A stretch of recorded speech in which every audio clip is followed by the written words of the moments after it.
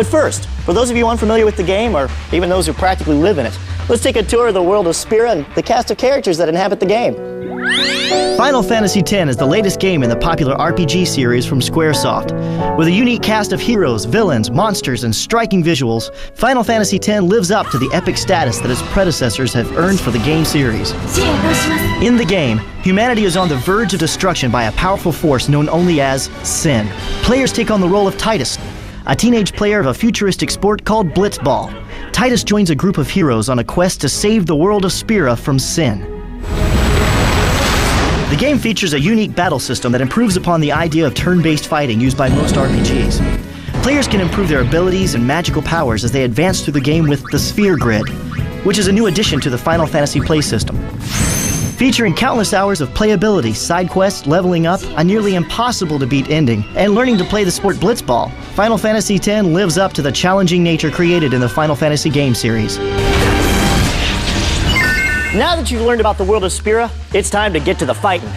One of the toughest battles for gamers is definitely the boss battle with Evrae, a flying fiend who's stopping you from enjoying the skies in your sweet airship. You'll have to do some evasive air maneuvers and fight the ugly brute, which can be tough. But we got some secrets to success. Now just remember, this is pretty deep in the game, so avert your sensitive eyes if you don't want a spoiler on this one. The guardian worm, Evrae. The great sacred beast, protector of Bavel. Oh great, just what you need. Interrupted by a really big dragon. The red carpet has teeth. Yes, Orin. Big, sharp, nasty teeth. Can't we just keep going and maybe it will leave us alone? We're gonna fight that thing! Oh, all right, if we must. It's fighting time! First order of business, set your party's fighting order. Then, all hands on deck! Battle stations! Battle stations! Using your physical characters like Titus, Orin, and Riku is best when the fiend is near your ship.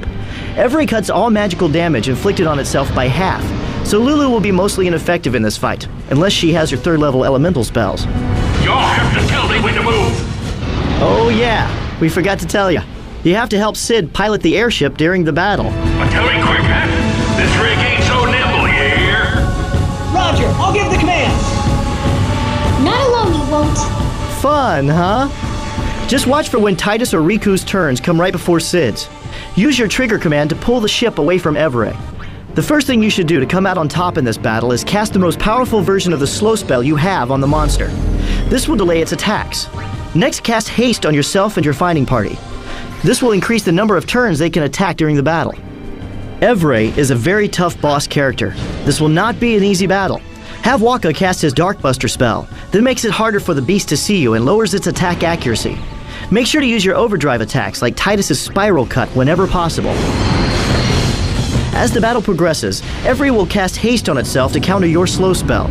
Keep casting slow on Evrae and haste on your fighting party members to keep the balance of power with you. During its attack, Evrae will inhale in one turn, then exhale a poison attack on its next. Don't go into this fight without plenty of potions to counter the deadly gas. The beast will at some point pull back from the airship. Waka's powerful Blitzball attack will come in handy now. Keep up the fight using slow spells on the creature, haste spells on your party, and eventually you will get the upper hand on Evrae. And there will be much rejoicing. Yeah, right. What he said. We've gotten you through a brutal boss, but now it's time for one of the toughest secrets in the game. You wouldn't have Final Fantasy without some super secret weapons, and in the case of 10, it's the legendary weapons. But getting your grubby hands on them involves finding the mysterious Cloudy and Celestial Mirrors. That's where we come in. To get the Cloudy Mirror, gamers must visit the Rimium Temple in the Calmlands. Here, talk to the Chocobo. Yes, I said talk to the Chocobo. It will then let you race down the spiraling track beneath the temple. If you win the race, you'll also win the Cloudy Mirror. Seems easy enough, right? That's only one step.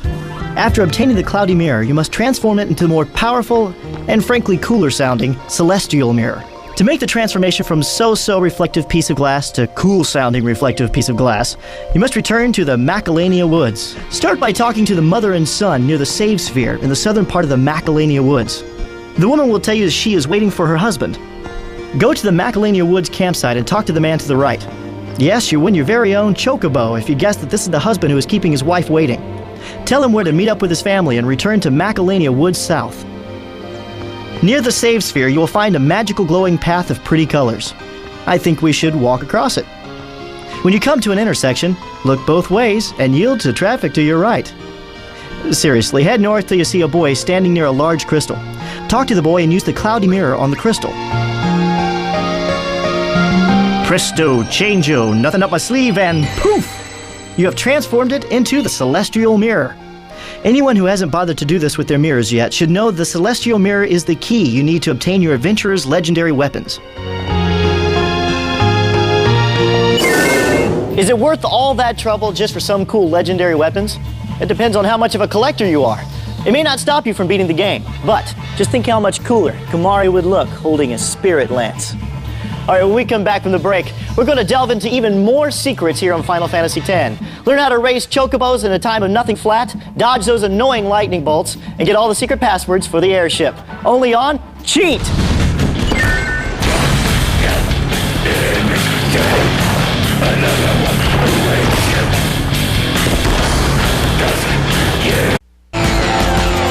Welcome back to Cheat. I'm Corey Rouse. We're deep into our special Final Fantasy X edition of Cheat.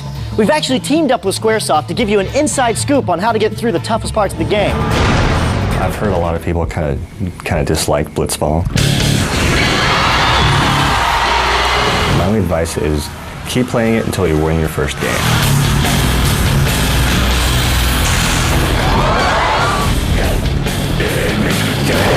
The strategy to Blitzball is if you get the chance to recruit some good players. You have a chance after a certain point in the game to go around and actually recruit some players and figure out if they'll be the ones you want to have on your team. And then at that point, I think the best thing to do is try to get your team to level up and doing a lot of passes, just working on the fundamentals of the game. Blitzball is really, really fun. Just sort of keep plugging away until you win your first game. You have all the motivation to better your team. The biggest thing about Blitzball is pretty much the big secret in Blitzball is that brother, the Albed, who's Riku's brother, who pilots the airship, best player in the game. As soon as I won my first game, I couldn't get off of it. It was 60 games later, and I got the item. The reason I started playing Blitzball in the first place was to get the sigil for Wakka's ultimate weapon. You know, believe it or not, you can actually, contrary to what you get in the storyline in the game, you can actually recruit Wakka, even though he says that he's going to retire and does retire. There's a point later on in the game where if you do get a chance to talk to him, you get to recruit him, and he's a good guy to have, of course.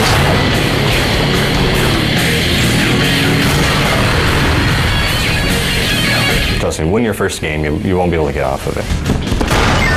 Of course, things aren't nearly as hard in FF10 if you've got the right spells and weapons under your belt. The question is, just how to get the best toys for your heroes? Well, the answers lie within some of the more mind-bending puzzles hidden in the game. You've probably noticed when you've been leveling up your characters that all the best spells are hidden under those pesky level 4 locks on the sphere grid. Well, how can your life be complete without those delicious Ultima spells? And how do you get yourself a set of those rare little keys? Look no further than your handy-dandy cheat locksmith. Ah, what a nice day for a jog through the grasslands of Spira. Not a care in the world, just you and nature and... a pair of really ugly monsters! I hate it when that happens. Okay, so it's a nice day for a fight against a pair of chimera brains in the grasslands of Spira. Let's get them, guys. Wait a second, though. Set the testosterone aside for this encounter. In this fight, you should use your brains, not brawn. In this instance, the brain is letting one of the ladies take center stage. Take it. Leave us alone, okay? You need to use Riku's bribe ability to pay off the chimera brains. There is a point to this tactic. If you bribe each of the creatures with 196,000 gil, they turn their snaky tails and run. We tried to figure out the exchange rate for 196,000 gil, but trust us, you're getting a bargain when you see the result. After Riku bribes both beasties, you win the battle. Your reward? A pair of level 4 key spheres, needed to unlock your character's most powerful spells and abilities on the sphere grid. You've unlocked a cheat. Bonus stage.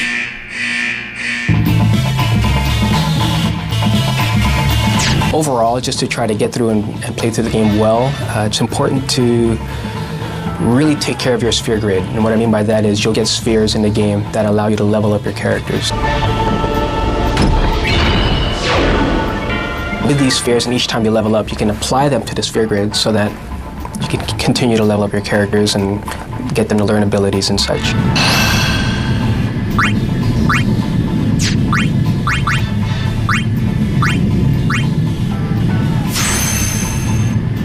By doing that, and each time you get a new sphere, each time you level up and you continue to implement them into your sphere grid, your characters are pretty much be on par with the rest of the enemies throughout the game.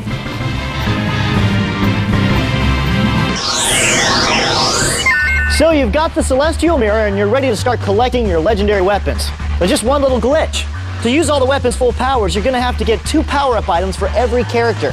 And to get Lulu's, you're going to have to dodge 200. Yes, 200 lightning bolts into thunder planes.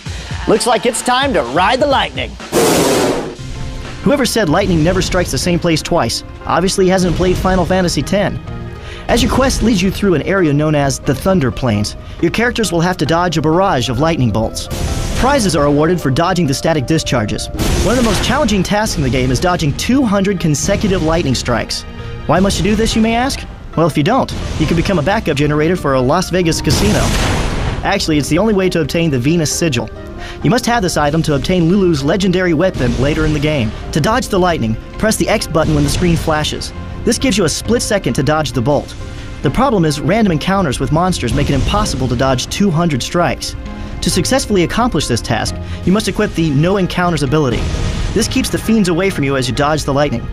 You need to obtain 30 units of the very rare Purifying Salt to equip this ability. As you try to avoid becoming a lightning rod, we recommend you hit pause and take a break every so often. I really recommend taking at least a break every 10 or 15 minutes of doing that. And unfortunately, you can't just leave and save your game, because if you do that, you actually are resetting the entire side quest. You can actually hit pause, walk away, take a break, come back, and continue counting on from that point. A little patience goes a long way in the Thunder Plains. Now that you've built up a sweat trying to get Lulu's Venus Sigil, it's time for us to hit pause for a little break too. When we come back, we'll dive even deeper into Final Fantasy X. Get ready to master the Chocobo race, grab the passwords for the Airship, and maybe even learn a few codes to make your cheating heart happy. Only on Cheat. Hey, will you go to prom with me? Oh no, you are so hairy.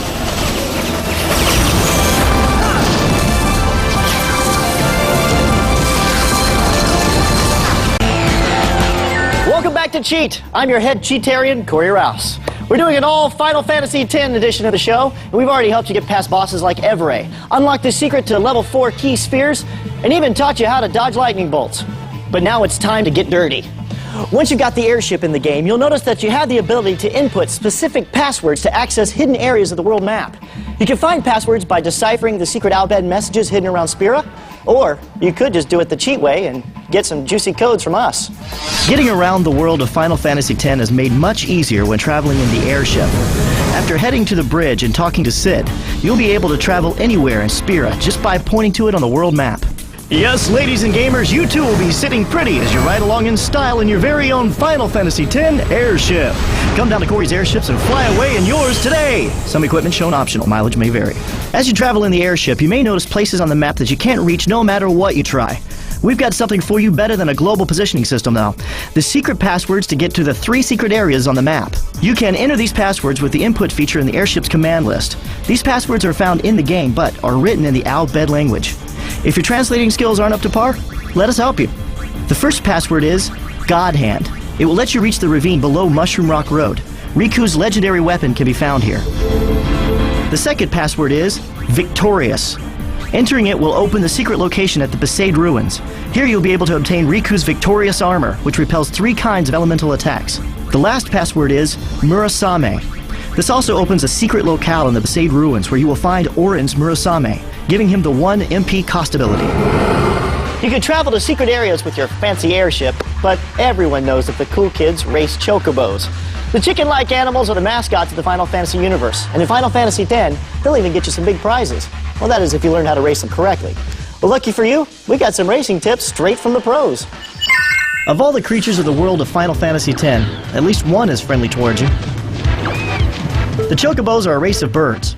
During the game, players will find themselves with the opportunity to become a Chocobo trainer. Don't mock this seemingly benign side quest. It's one of the choke points giving many Final Fantasy X gamers Chocobo-sized headaches. Your goal after going through the first 3 levels of training is to get a perfect time of 0 in a race against the Chocobo trainer. Yes, this sounds almost as ridiculous as Carrot Top winning Best Actor, but it can actually be done. It's got to be one of the toughest parts of the game. I can tell you now, you're probably not going to get it right the first time. It takes a lot of luck. There's no real trick or easy way to get the perfect score. You simply must run a perfect race against the trainer, avoiding all blitzballs and birds that come at you. Players also need to grab balloons as you race. Each balloon subtracts 3 seconds from your race time. You must also collect enough balloons to knock your score down to 0. If you can do that after hopefully 30 minutes, I think you'll nail it just right. The reward for a time of nothing flat? Titus will receive the Sun Sigil. It's required to activate his legendary weapon, the Bulg. Again, a seemingly innocuous challenge that some gamers may pass over, but it is essential to winning the game. You unlocked a cheat. Bonus stage. The numerous side quests in Final Fantasy X will often be linked together with a common end. A pair of our viewer requests are linked too. One viewer is having trouble battling Seymour on Mount Gagazet, while another is having trouble catching butterflies. How could these possibly be linked? The end result of both of these help you get power-ups for Kamari's Spirit Lance. Spirits of the Ronso. One of these power-ups is the Saturn Sigil. You obtain this item by beating the Butterfly Catcher minigame. This is actually not that hard to do. You can go on your butterfly hunt in 2 different areas in the Macalania Woods. You must simply memorize where you find each of the blue butterflies. Catching all 7 without touching the red ones will give you the first power-up item. Keep searching if you can't find all the blue butterflies. The hardest part of this sequence is battling Seymour on Mount Gagazet. When you beat him, you'll find the Saturn Crest. This is the second power-up item for Kamari's Spirit Lance and ties together these different viewer requests. The villain with the angular hairdo will put up quite a fight. Your best bet will be to try different combinations of spells on your fighting party and against Seymour. Casting Hastega will speed up your attacks, while Yuna's Protect spell will help against Seymour's attacks. He will tend to cast Dispel on you, so you will likely have to continue recasting these spells throughout the battle. Seymour follows a pattern of going after characters individually until he beats them. He will alternate between Lance of Atrophy and Full Life. You will only have a turn between these, so Holy Water will help the character, as will casting Silence on Seymour so he can't cast spells. Seymour will continue with even more powerful attacks as the battle continues.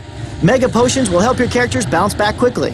Once he tries his Total Annihilation attack, start unleashing your Aeons against him. There's no one easy way to win this battle against the villainous Seymour, so you will need an element of luck to win the battle as well. No one said it was going to be easy. It wouldn't be a Final Fantasy game if it was.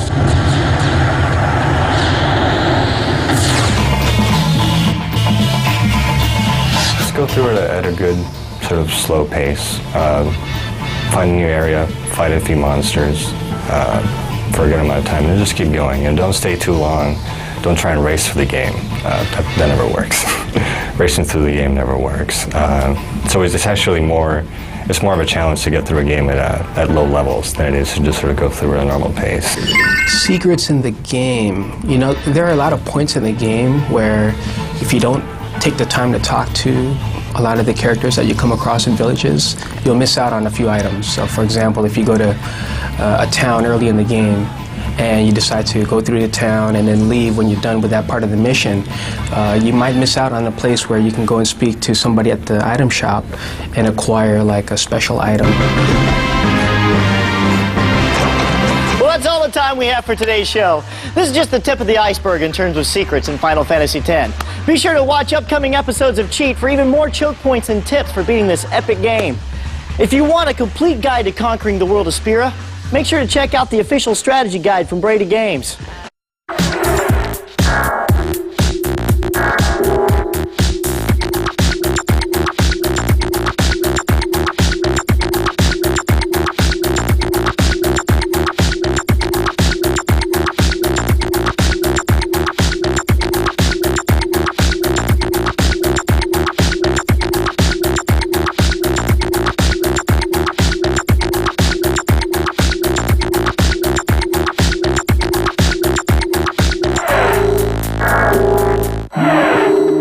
This